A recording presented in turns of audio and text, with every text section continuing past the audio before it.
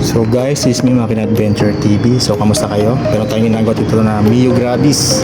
Yan, nagpapalit tayo ng fuel filter. Tingnan nyo naman yung kanyang fuel filter. Ito napaka-itim na. Diba? So kailangan kayo nagpalit ng fuel filter nyo. Okay? So itong unit na to ay nasa 60k lang. First time magpapalit ng fuel filter. Okay, so kita nyo naman napaka-itim na ng kanyang fuel filter. Kaya medyo delay yung hatak nito. Tsaka parang hirap at minsan namamatayan din. No? So yun mga kamakina, wag yung pong ugaliin na patagalin magpalit ng fuel filter. So pinapalitan to every 12,000 km or 10,000 mas maaga, mas maganda. Dahil po ang gasolina dito sa Pilipinas medyo marami po talaga.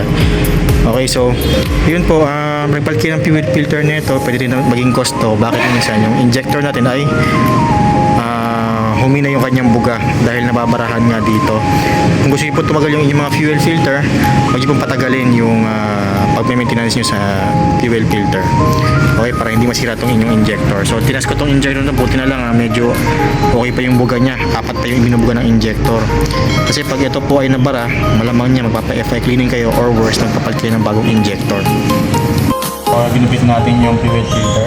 So makikita sa loob, ito yung kanyang loob, merong tatlong layer siya.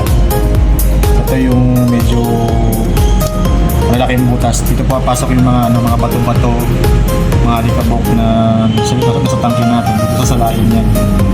So may pangalawa pa yan. Ayan, medyo madumi na yung pangalawa. Ito yung medyo maliliit na pumapasok na dumi. Hanggang sa palit-palit na pumapasok na dumi. Ito yung pinakamadumi. Ayan, yung itim na yan. Bakit yung itim na yan?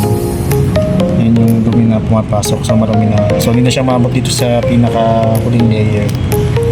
Pero at least maganda na palitan na rin to para mag-isip yung mga injector natin tsaka yung deep fuel hose. Ayan.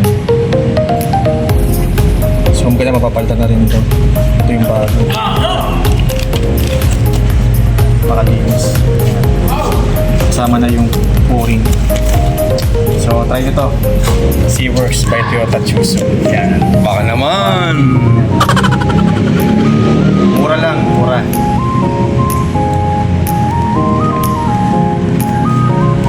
Okay, so yun lang po, munti yung palala sa inyo mga kamakina. Huwag niyo pong kakalimutan yung mga basic PMS natin para mas tumagal po ang inyong mga motor or sasakyan.